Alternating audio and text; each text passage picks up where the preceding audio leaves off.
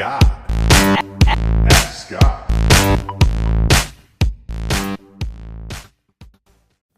Hey Scott, my name is Angel. I'm from Tampa, Florida. First of all, I know everyone's always thanking you. So, dude, what I'm going to say is you are awesome. I just launched last week, man. If it wasn't for your podcast, I don't know where I'd be right now, man. So I appreciate all you do. My question is about international selling. I've been getting these emails from Amazon talking about sign up for Mexico and sign up for, I don't know, Canada, whoever else. I haven't had a chance to look into this, but I was just wondering when's a good time to sign up for this international stuff. I don't think you've covered this in any of your podcasts. I've listened to all of them. Maybe you have. I just passed it.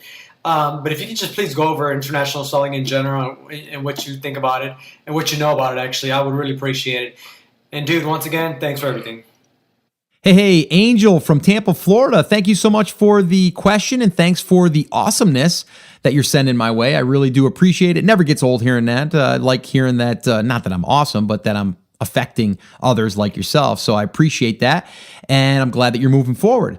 Now, with that being said, what I want to say is, and this is what I would be saying to you if we were sitting across the table from one another, I'd be like, listen, how much are you selling right now in the States? In the US, it usually works the other way. People in internationally in other parts of the world, the UK, Canada, all of these other places, they're trying to figure out how to get to the US market because that's the biggest one that we all know of right now in Amazon.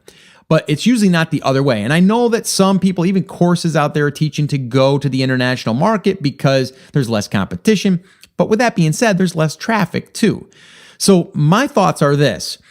If you are not at your optimal sales inside of the US market right now, I would ignore that other stuff. That's just me personally. And I may get some people that disagree, and I'm okay with that. It's okay to disagree.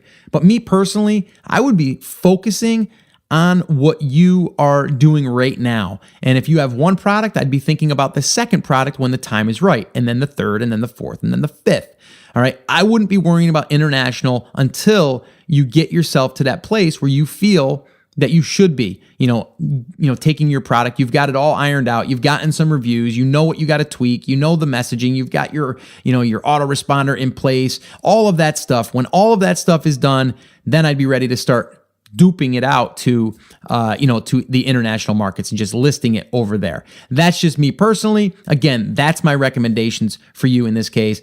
A little bit of a shorter answer there for you because it's pretty much straightforward for me. That's what I would be advising you, and I would be kind of ignoring those emails for right now. Maybe set them into a folder and you can go back to those later, but right now I would put my head down, focus, and charge forward. If you guys want to submit a question, head over to theamazingseller.com/ask, and you can do that. I want to also, again, remind you guys, if you're brand new and this is your first time to the show, I want to welcome you. I love hanging out with you guys. This is just awesome to be able to virtually connect like this. And that's why I love the Ask Scott sessions. But if you are brand new and you're just getting your feet wet and you don't understand the entire process, the entire business model, I would recommend attending one of my live free workshops. This is where I break it down for you in 5 phases: how to pick a market and a product, how to source it, how to do a pre-launch, how to do a launch, how to promote the product, and everything in between. We go over that on a workshop, and we go through every single thing. We also do live Q&A. So if you want to attend one of them,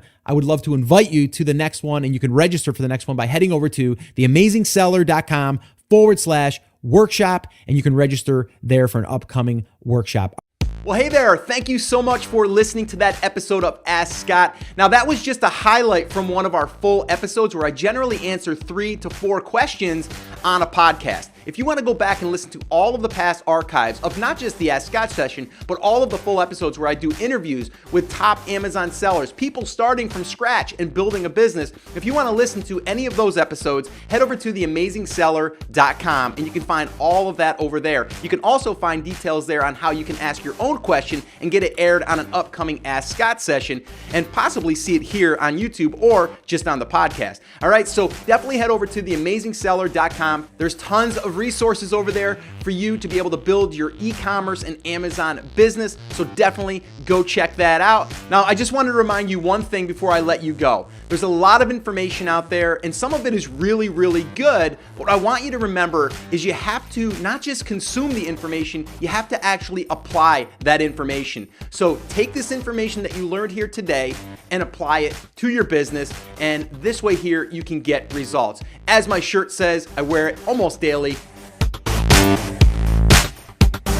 Take action. We'll see you guys.